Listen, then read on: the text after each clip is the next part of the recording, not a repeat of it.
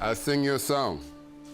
I'll tell you of the cricket match and of the men who played in Johannesburg in 1983. Springboks and West Indies came at last to test their strength in a match that will go down in history. To face the mighty Boks of ours, and everyone agrees, West Indies should have been here years ago. So blow them away, oh Indies, blow them away. West Indies, blow bad memories away. Just give us cricket in the sun, lots of bumpers, lots of runs. Very soon we'll blow this away. In 1970, the International Cricket Council, the world's governing body for the sport, shut down South African cricket. No longer could South Africa's national team compete on the world stage. The government ignored the players' protests.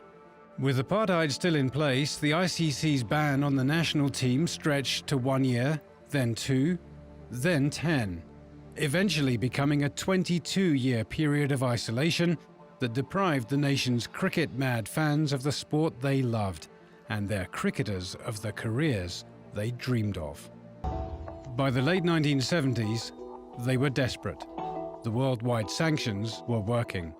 And to save cricket in South Africa, the sports administrators knew they had to do something to keep the sport relevant. And so, shrouded in secrecy, they began planning rebel tours, unofficial tournaments with cricket teams from various countries. Their ultimate target? A team of players from the era's best cricketing region in the world, the West Indies.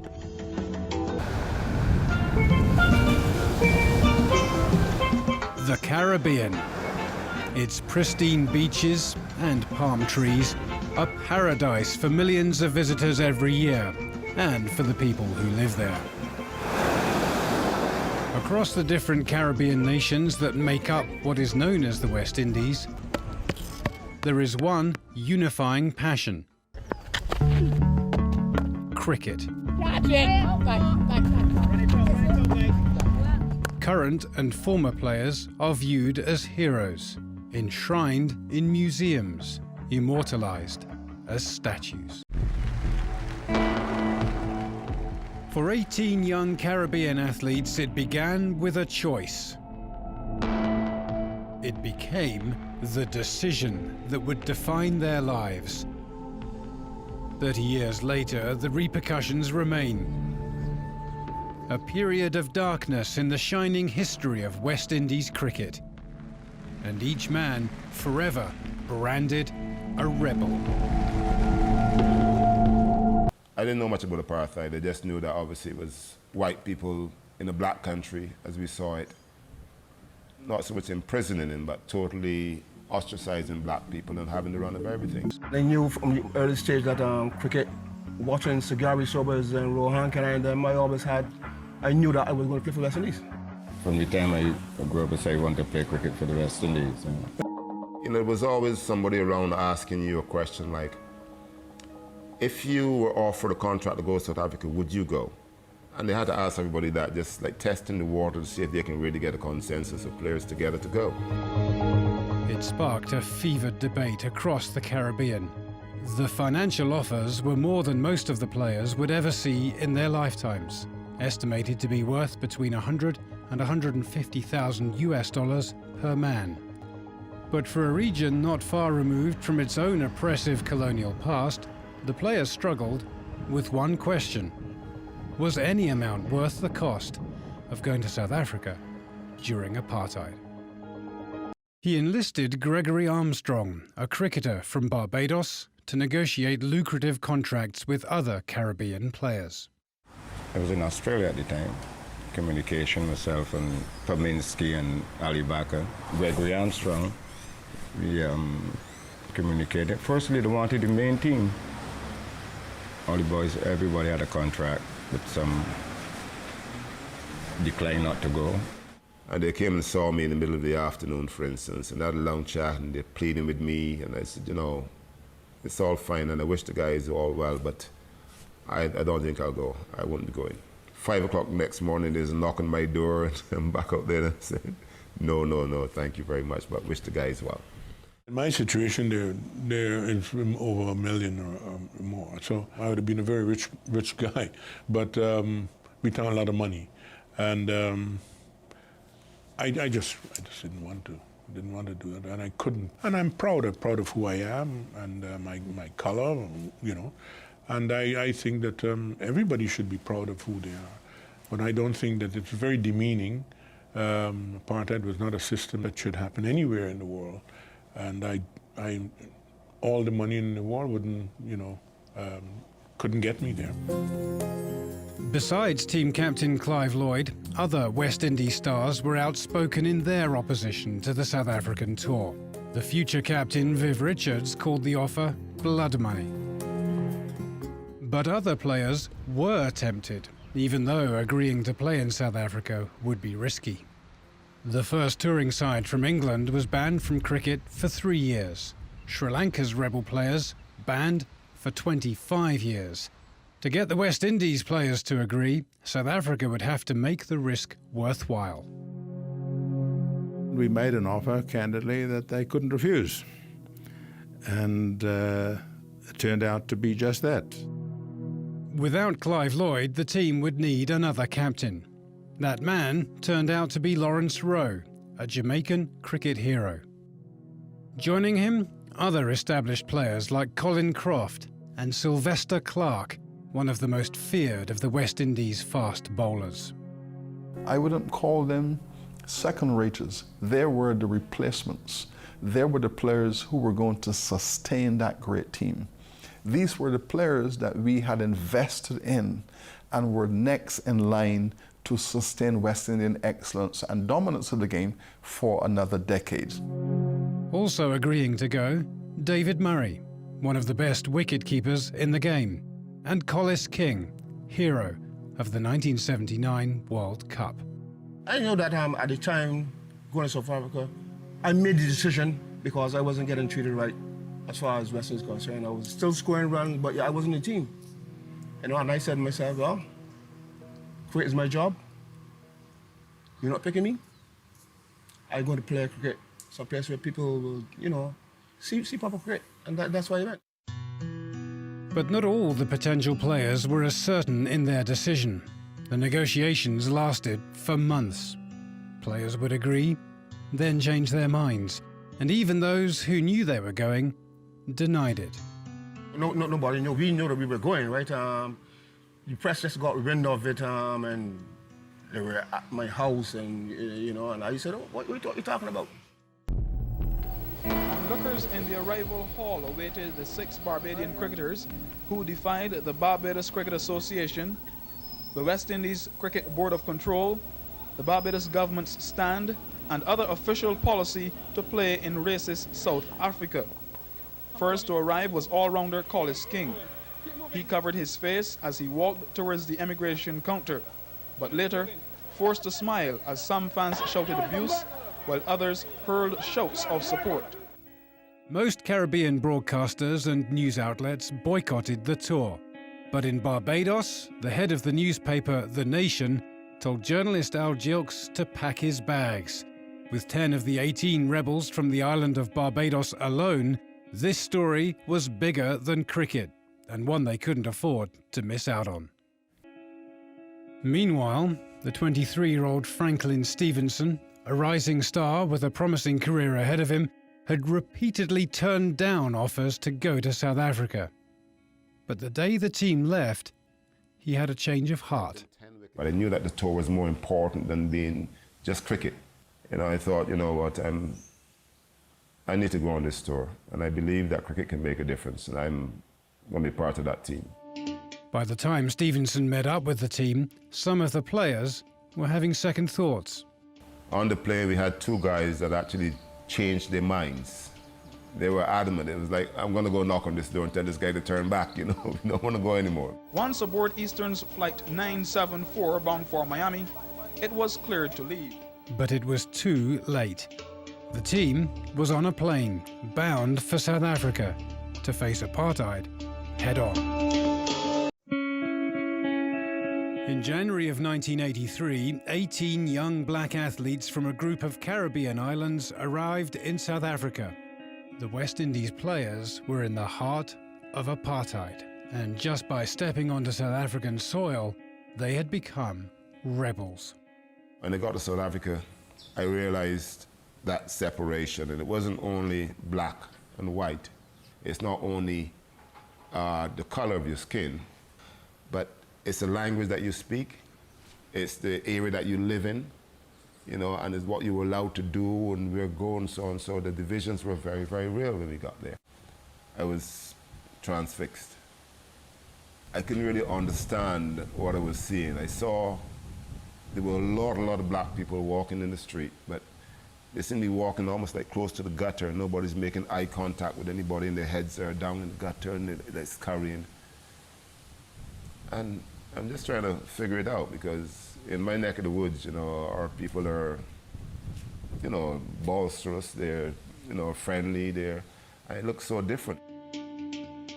Unsure of how they would be received by the country's mainly white cricket fan base, the West Indies rebels prepared for their first test match. But they soon realised they had little to worry about. In droves, crowds, mainly white crowds, came to see the legendary West Indies cricketers. Oh yeah, we packed them in, right? We packed them in. We turned about 16 to 20,000 at Pretoria, the heart of apartheid. And Ali Bakr, the director at the time, he actually cried the evening and said, "You all have made it here." But you could turn about 20,000 in the heart of apartheid. Here was a country in which no black man had ever seen a black person in competition with a white person. A black team playing against a white team and beating them. And to me, that was where the real victory was. To this day, Gilks and the players maintain that something more important than just cricket took place on that tour. An eye-opening experience for a society of white fans raised under apartheid, now cheering on a black team. Franklin Stevenson taking some time off to sign an autograph. Immensely popular group of fellows. I remember the first game we played in Cape Town, and I was on the boundary. I walked in, the ball was bowled, I walked back. This little kid ran out to me, little white kid ran out to me, and he said, "Sir, have some of my Coke." So I said, "Thank you, but I have enough drinks here on the boundary, thank you very much," right? I walked back, he ran to me, "Sir, have some of my Coke." I said, "This isn't going right." Okay, so I took his bottle of Coke, one of those pet bottles, and I went, "Are you happy?" "Yeah!" And he ran off the field. The next ball, when I walked back, there were about 15 little kids, "Sir, have some of my Coke," you know? And I think that really got our guys to really come off the ladder and think, you know, maybe this isn't too bad, you know, because the people really loved us, they loved what they saw. But the politics and the sport couldn't be separated. In order for 18 black men to travel freely around apartheid South Africa, special arrangements had to be made. And so, the players were given a unique status and made honorary whites. It's something that really got under your skin, you know, and then I never came across it personally to say that, excuse me, stop the show, but this is an honorary white coming here, we got to let him in, you know. But it was just another term for people who wanted to be derogatory to label us. Of all the criticism surrounding the West Indies' participation in the rebel tours, this sparked the most outrage. The players maintain that they still saw the real South Africa, but their critics say the players were shielded from the reality of life under apartheid law for the millions of people classified as non-whites. Even so, the title of honorary white couldn't protect the players from everything. Colin Croft was taken off a train because he had gone into the white section and had forgotten for a moment that as an honorary white in South Africa, not everyone in the society understood the concept of honorary white. Now that story cut through Caribbean society, that the people of the region had fought so hard for independence, against colonization, they had fought against slavery, and here we had a West Indian star go into Southern Africa as an honorary white to play cricket and being humiliated. I think his humiliation was felt as a Caribbean humiliation.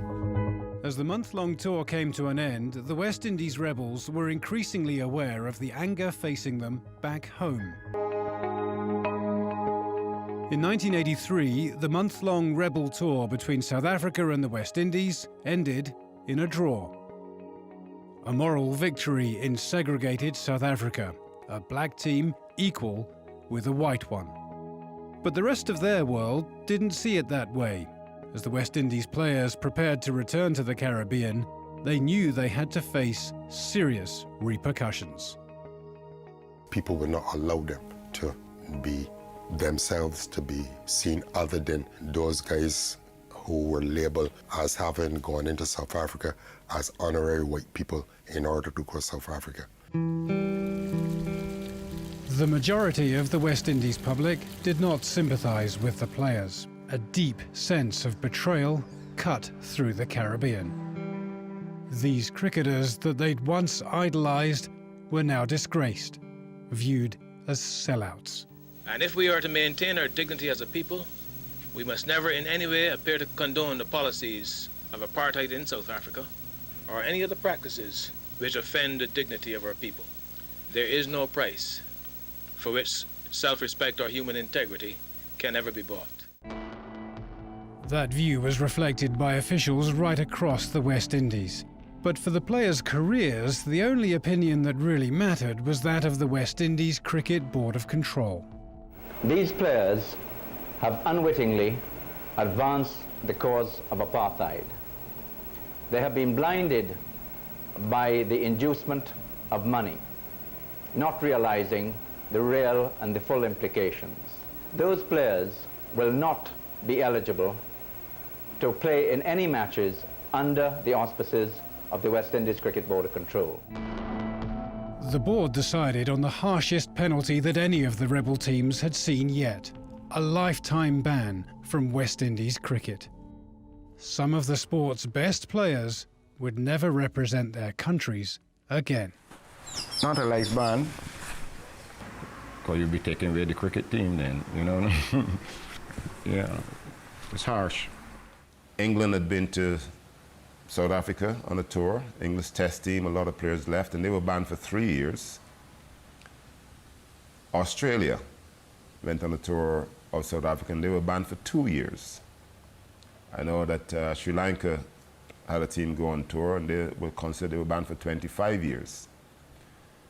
And our guys here considered and decided that they had to be the most militant, and they're going to show the world how decisive they can be, and so they decided that we'd be banned for life. And there were even statements that we should be ostracized, not allowed to re-enter our communities, you know. I remember going to Trinidad a few years later, and I wasn't allowed entry. I went to Jamaica to play golf, and they wouldn't allow me to play. Lifetime ban is a bit harsh. It just showed you how strong people were in going to South Africa at that time. To escape the anger and the disappointment, many players felt they had no choice but to leave their home countries and live abroad. These players came home with money, a substantial amount of money, but they returned to a society that for them was like a morgue. They were shunned in their villages and their towns, could not put together a network of friends to sit and socialize with them. There was a sense of isolation. That isolation still largely exists today, 30 years later. Players still resented, still unforgiven. It wasn't easy, but people at the beginning felt that I shouldn't even gone, you know, but up to now they still see that. He played in a rebel. He's a rebel who played in South Africa. Others did, but I don't think they get the same attention that I do. Up to now, it is, people don't forget it. Although the gates is open, they're playing, you know what I mean? They don't forget it. Here we are reflecting upon this, 30 years later. There is a view that many of these players descended into socially destructive behavior. Many of them develop a lifestyle and the despair of the isolation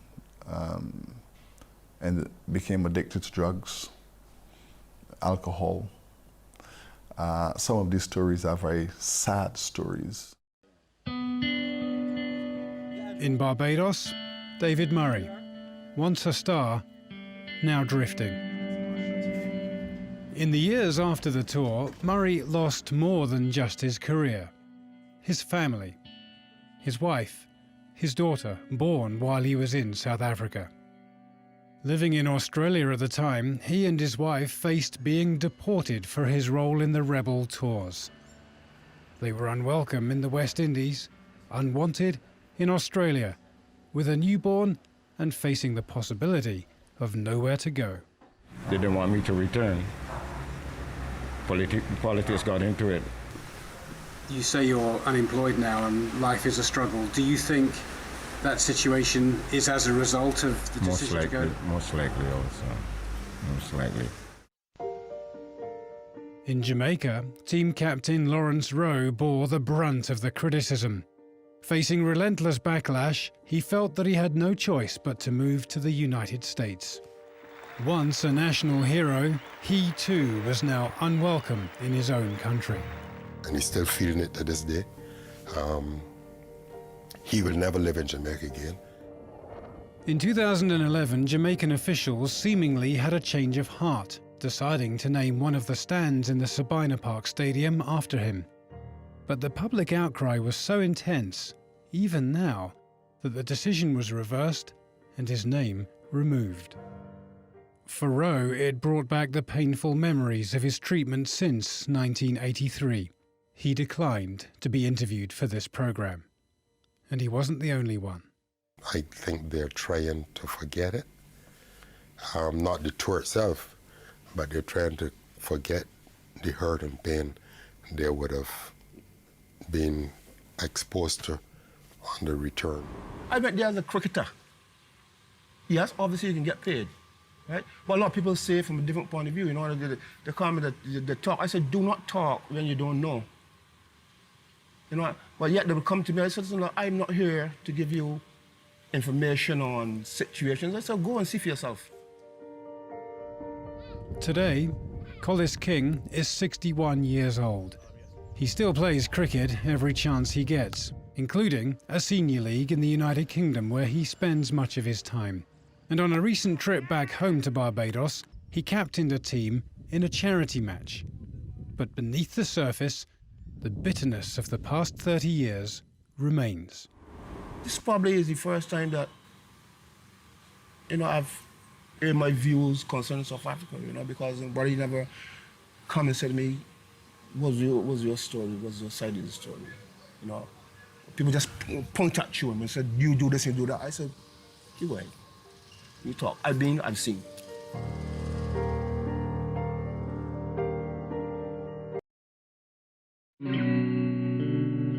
For a group of men who lived for their sport, the penalty of going to apartheid South Africa was a lifetime ban from international cricket.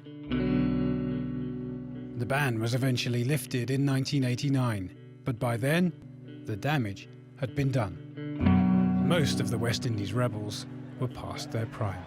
These are people who genuinely want change because they didn't have to invite us. They can keep inviting the white teams or whatever, or just play among themselves, but they wanted to invite us because they foresee this change too. And we go there, and the cost of that is to be banned for life. No, it's totally wrong. So that was a shame and a pity of it. Today, Franklin Stevenson is widely regarded as the best never to have played for the West Indies.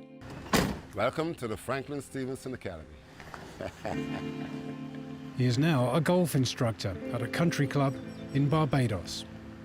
But he still finds a way to connect with his first love at the Youth Cricket and Golf Academy he founded near his home.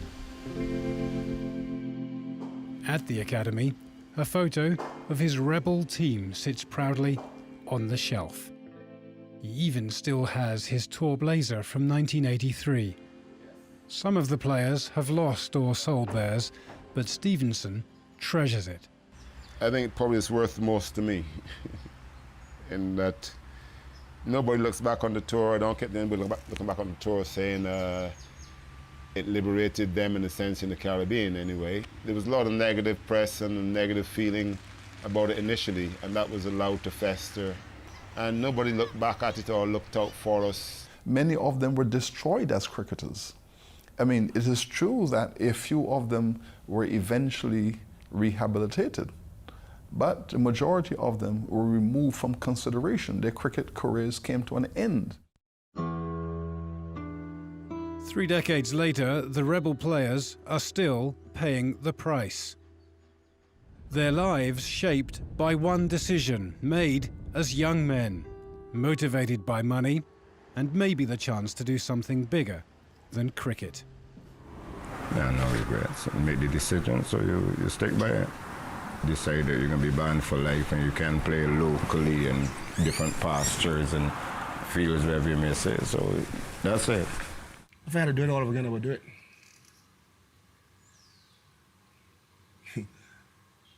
You don't do. Sorry is a word that sometimes don't come easy. I'm not sorry about going to South Africa. People come back and apologize. I have none to apologize for. Some people have forgiven them, but I don't think all of them, because people see that was a moment in history where we had to stand out and try and fight for a cause, and they think a lot about the sportsmen, and they think that they should have they should have held out.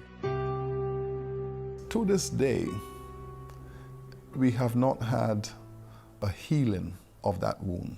Over 60 years of cricket icons, you have a certain dignity and a prestige and a heroism, but there's that layer in between of that rebel tour.